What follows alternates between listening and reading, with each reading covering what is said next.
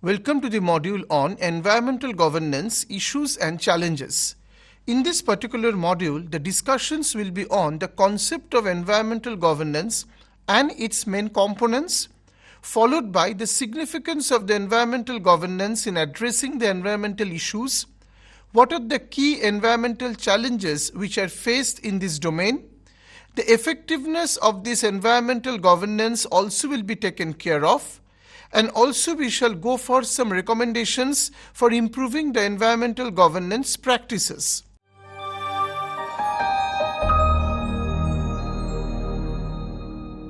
First of all, in the context of Sustainable Development Goals, it has been seen that the criteria of environmental governance is very important, particularly when we are undergoing severe climate change, global warming, and many other environmental concerns. So in this particular domain or in this particular structure, the importance of environmental governance comes up when we involve the institutions, how the institutions are performing, that is the processes, what are the structures that are needed to manage the environment, and finally how the environmental challenges can be addressed. So particularly environmental governance is a combination of all these factors comprising of the presence of institutions, the processes that they function, the structures that are needed to manage it, and finally what are the challenges that are taken up. This also refers to some of the issues with regard to the complexity and the interconnectedness of environmental problems. Because when we talk about the interconnectedness or we talk about the complexity, the most important area that is concerned is whether any kind of cooperative mode is adopted or not. So this calls for a collaborative approach, an inclusive approach where we have the diverse stakeholders who can be accommodated. Because these stakeholders comprise of the policymakers, the educationers, the different practitioners, and also followed by the politicians. So thereby the governments, the international organizations, the civil society, the groups, the businesses, individuals, all should come up with a collaborative approach to ensure the essence of environmental governance. And then only we can say that environmental concern can be taken care of. Moreover, when we talk about environmental governance, also it will face some challenges because the lack of individual initiative to take up. Because everybody will have the opinion that if anyone takes up, then the benefit will be accruing to the entire society. So why a single individual will take up the initiative? So this will be as if behaving as a free rider problem, and thereby because of inadequate willingness, there may be a halt to this process. Another important challenge that crop up is the inadequate institutional capacity. Because of the funding or the logistics, there may be some kind of constraint in the institutional capacity. The weak enforcement mechanisms, this also refers to some kind of the law and order and also in terms of the political issues. So environmental governance is very much limited within the economic and the political interacts or basically their intersections, which play an important role in the decision-making action. So when we are talking about environmental governance, then basically these are the issues which are cropping up regarding the steps which are taken and how elaboration can be made in this regard. This boils down to more and more introductory issues related to this concept. Whenever we are talking about the challenges and how the challenges can be addressed, this calls for a comprehensive approach. So a comprehensive approach will be more holistic, will be more united, which will prioritize the involvement of the different stakeholders, and thereby it will take care of their accountability, their transparency, and definitely their interest. So whenever we talk about all these factors like accountability and the transparency, this basically takes care of the regulatory frameworks which are needed. Because by the regulatory framework we mean an effective mechanism that must be in place. And also we should take care of some of the scientific trajectories or the strategies which can be adopted so that the integration of the environmental concern can also go into the broader developmental strategies. This is because we have to cross the boundaries of how the developmental strategies can also come up with the environmental issues. If we talk about environmental governance, then one of the most important policy or aspect should be discussed is to strengthen the model. So this basically refers to the awareness, the education that are needed at all levels of the society to be actually disseminated, so that effective communication channels can come up through the intervention of the government or the NGOs. Adequate resources can also come up and the capacity building workshops can be done. Because then only the resource funding can be done, the knowledge can come up in the proper place, and effective environmental governance comes up. So by taking all these issues together, we can achieve sustainable development. So these are some of the challenges which can be addressed, and some kind of collaborative approach can also be adopted. But in order to do everything, there should be strong commitment of all the stakeholders that only comprise of the institutions as also the individuals, and who can work collaboratively so that they can share the environmental goals. Because this is because the sharing of the environmental concern is an issue.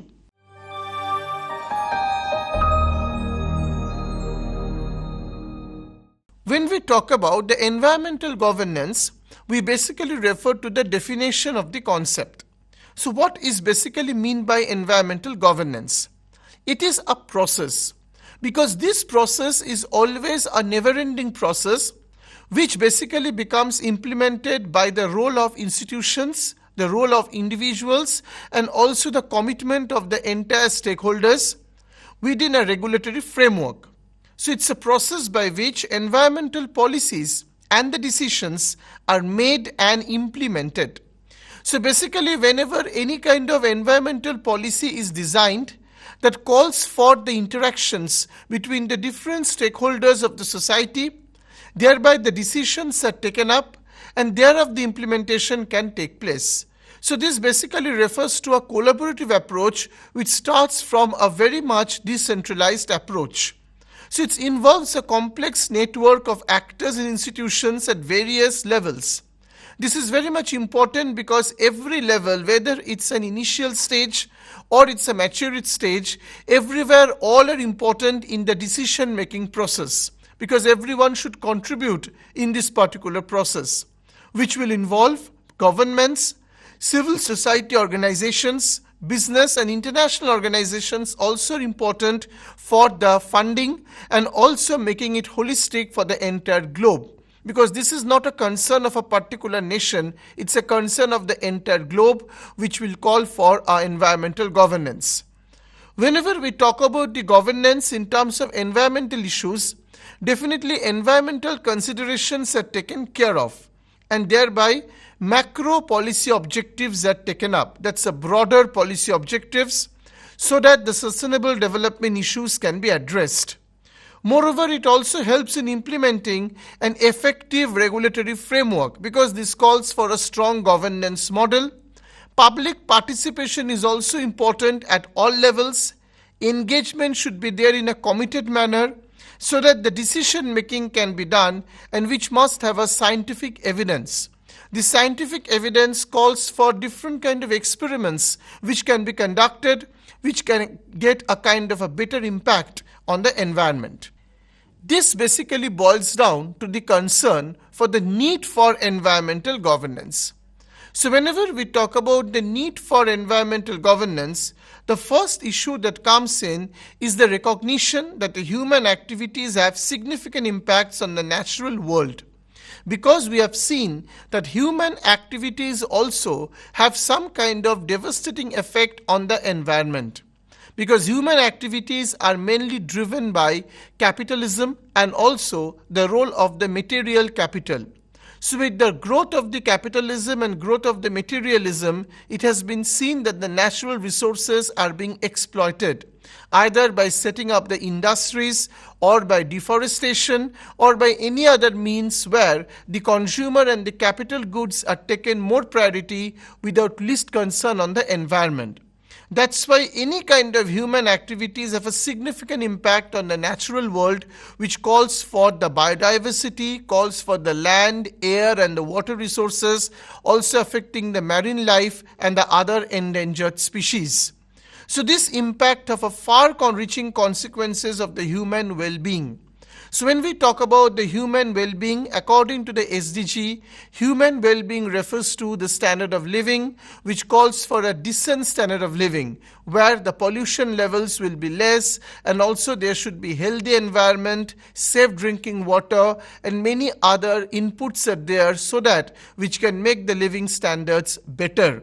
So any kind of human activities also have an impact on this type of living standards, because there can be an energy crisis, there can be a water crisis, and everywhere these environmental issues arise.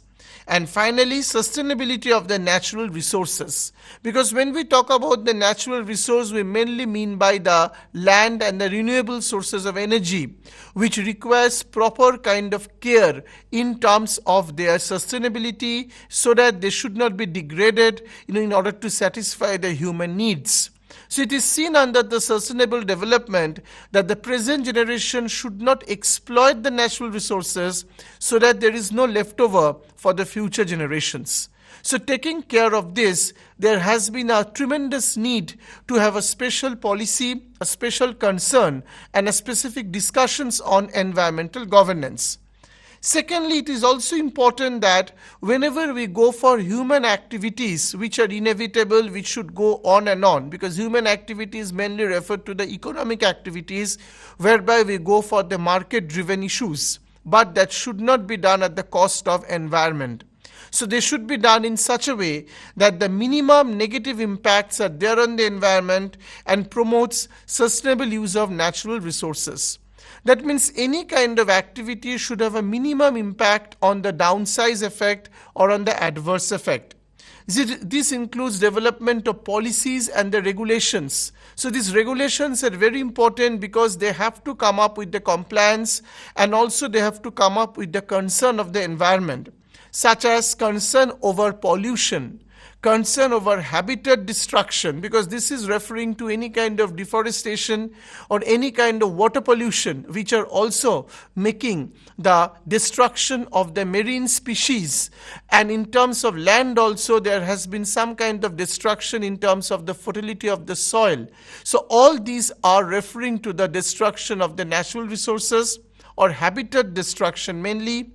Climate changes, which is very much alarming due to the global warming issues, which is very much affecting the environment, the climatic conditions, the geographical locations, all these are taken up by this environmental governance.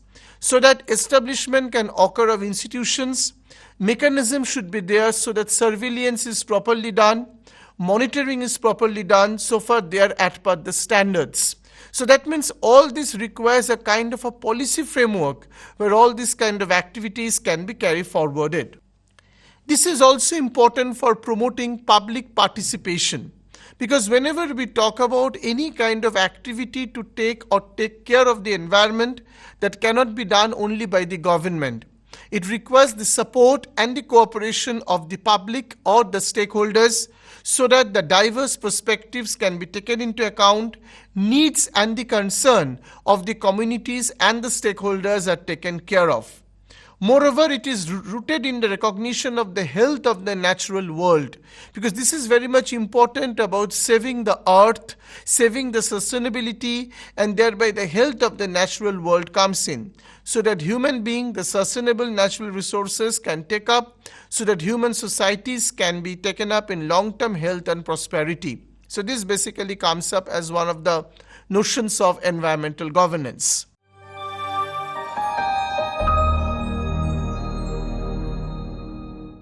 Now we focus on the regulatory framework for environmental governance, because the most important pillar to address and satisfy all these issues is a structure, an organizational structure or a regulatory framework. So this is basically portraying on the legal and the institutional frameworks which are needed, and they are deliberately needed to protect the environment and also implement the environmental policies. Because whenever we talk about the legal and the institutional frameworks, they are very much important. Secondly, we can include the laws, the regulations, the policies, the standards. All these things are very much important for this framework so that the usage of natural resources, environmental protection, and also the adverse impacts can also be mitigated. So all this makes environmental policy to be taken up as a pioneer of any kind of climate change or any kind of global issues. It also requires institutions, the resources to come up so that all kind of compliance can be taken care of. Regulatory framework are also important for the technological innovations and also the technological challenges. So whenever I talk about environmental challenges, they're very much important. Technological innovations are also very much important in that regard, because that will also take care of environment saving devices.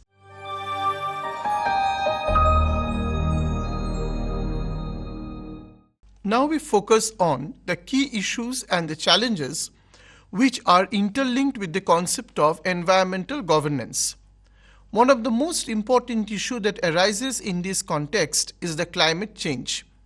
This is actually a complex issue which engulfs the matters of environment, economics, and even the political economy more importantly.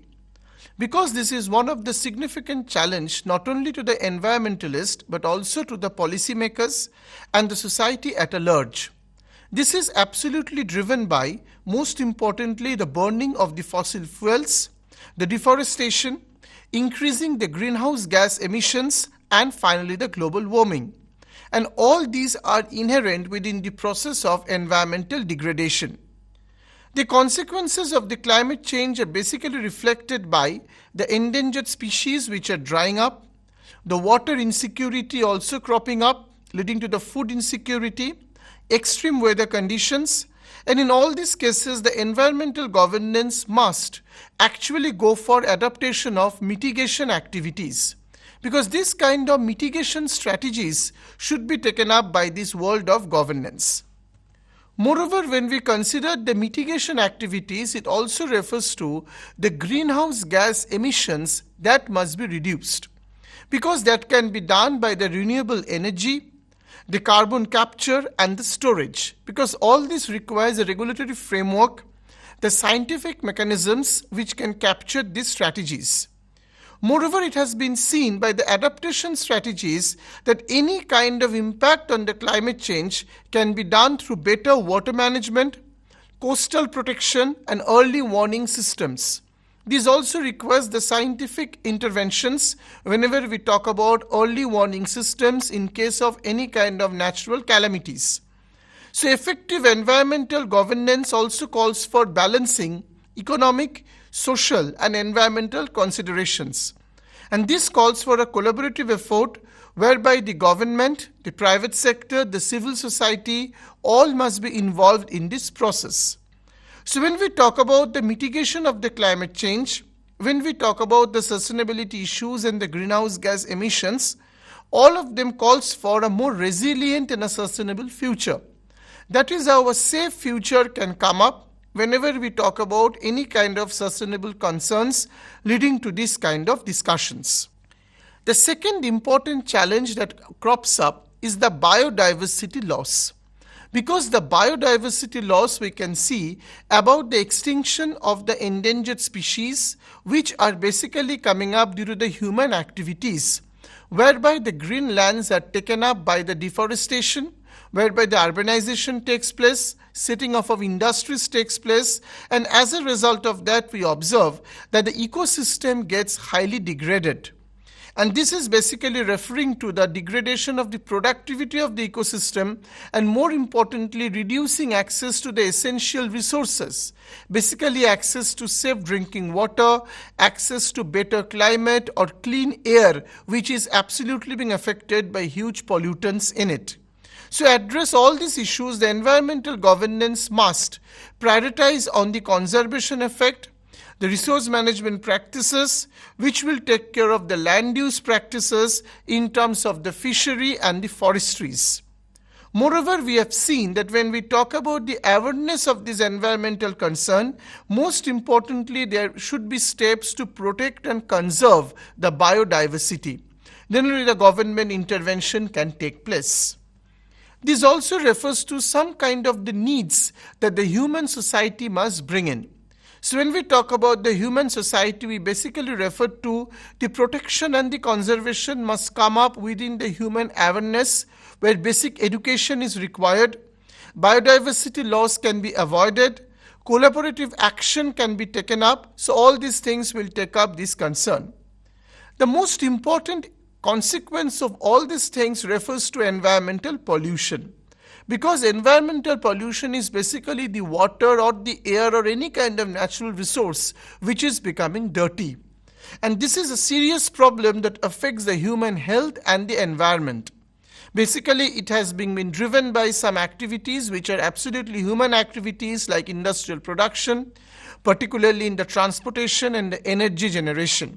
So in all these cases, we have seen that the pollutants, either we call it air, water or soil, these are having a negative impact on the ecosystem, where environmental governance will take care of regulatory procedures so that the sustainable processes can come up. Moreover, when we talk about the regulation and the management, the root cause of the pollutant or the implementation strategies is affecting the human health. So when we talk about the human health concerns, then also the pollution gets affected.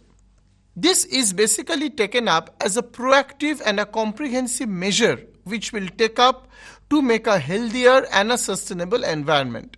So by sustainable environment, we mean all the stakeholders must be in the process. The next important issue that arises is how we can take care of the natural resource management. Because when we talk about the natural resource, we mean how the resources like forest, oceans, freshwater ecosystems, which are essential for the human activities, can be taken care of.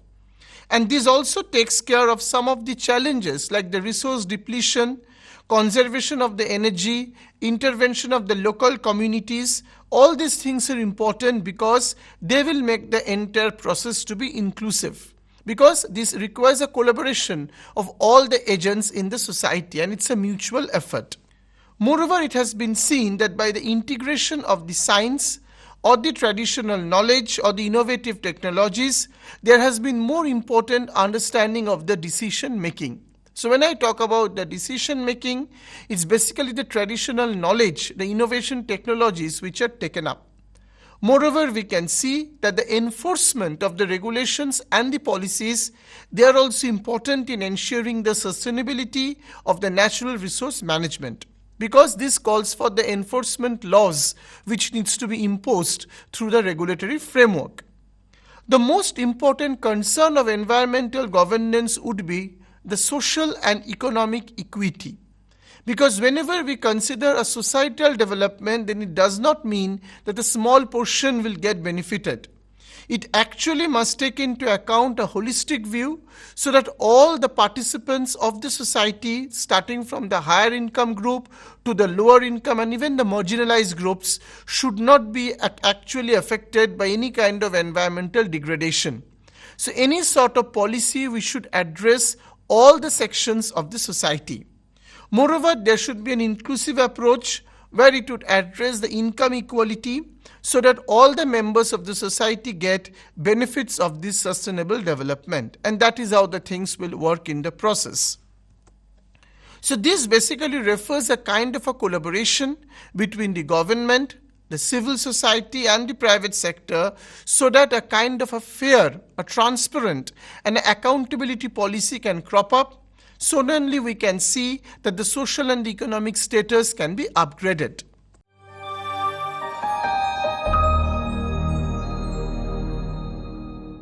The first concept that the challenge that occurs when people want to break down the component of environmental governance without paying any attention, that it's a combined approach, a comprehensive approach, a joint approach.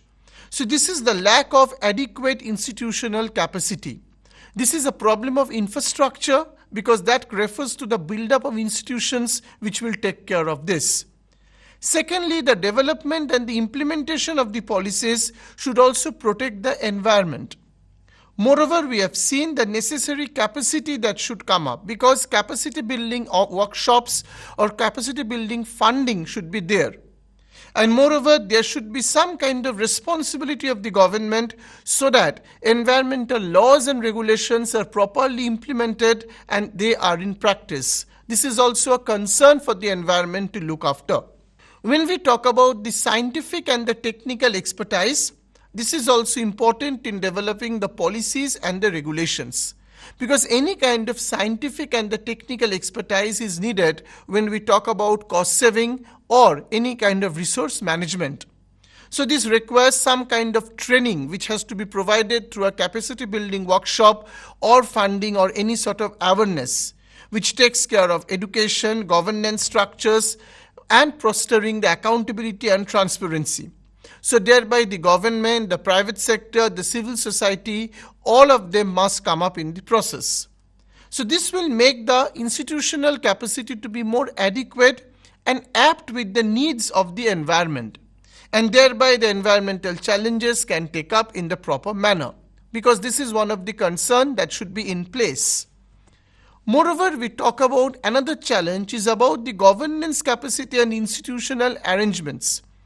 This is basically the ability of the government agencies, the civil society and other stakeholders, how they can respond to the changing circumstances. This requires proper expertise of them. And this can be done through various kind of activities, through formally or informally. Also, it can be done to the distribution of the responsibilities according to different authorities, the roles, and thereby the governance capacity can come up. So in all these cases, the basic challenges need to be addressed, like the climate change, the biodiversity loss, and the pollution. So in all these cases, the institutional arrangement should come up by developing the countries with the weak governance systems, because any kind of governance system comes up very weak. So this kind of effort will make it better whenever we call for a good governance model. Addressing this also requires some kind of institutional reforms to be in the place. So by institutional reforms, we mean the government agencies, the civil societies, and mainly the collaborative effort among the stakeholders. These also should be approached taking care of the economic and the non-economic environment. By economic environment, we mean the economic structure, and the non-economic, we mainly mean the socio-economic status and the political structure. Then only we can address the problems of the governance system.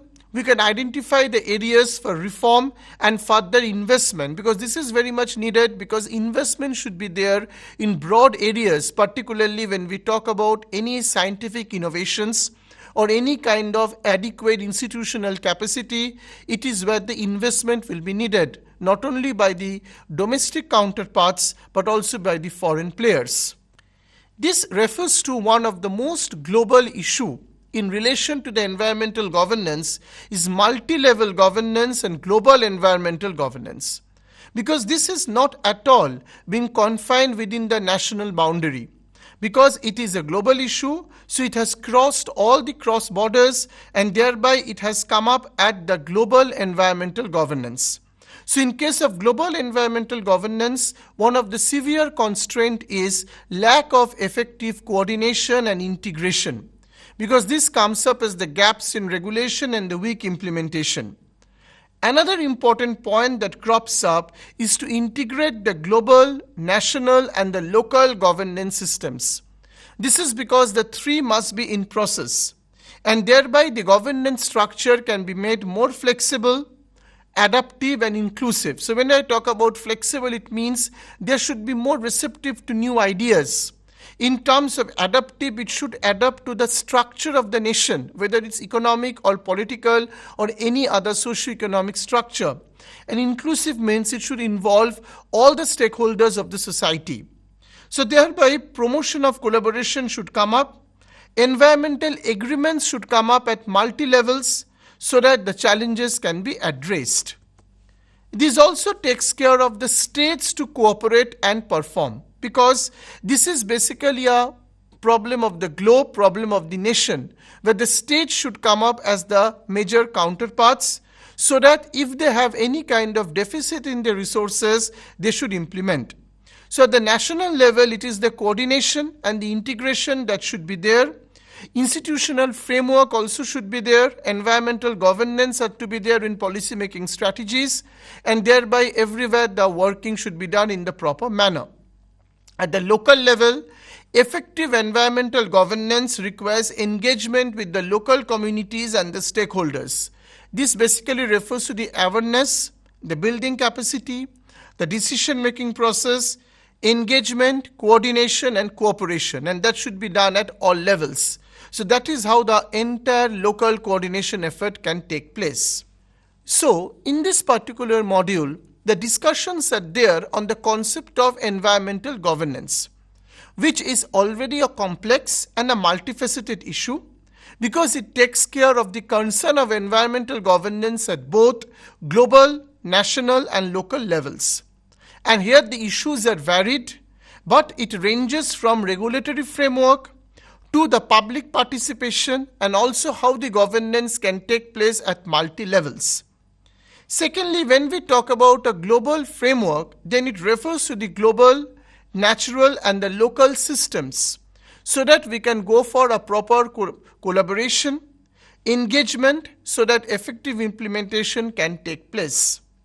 Moreover, we have seen that our policymakers must take a proactive role, because they have to create awareness among the public, they have to organize capacity building workshops, so that environmental goals can have a broader policy perspective, so that all generations can be benefited from this effort. And in any way, human activity should not erode away the exploitation of the natural resources. So in this particular discussions, it is seen that the natural resources have to be protected. So this calls for a proper environmental base, a regulatory framework, and thereby environmental concern can be taken care of with the participation of the public, the government, the institutions, and moreover the regulatory orders. This makes environmental governance not only a national issue but also a global issue, so that protection of environment is crucially done.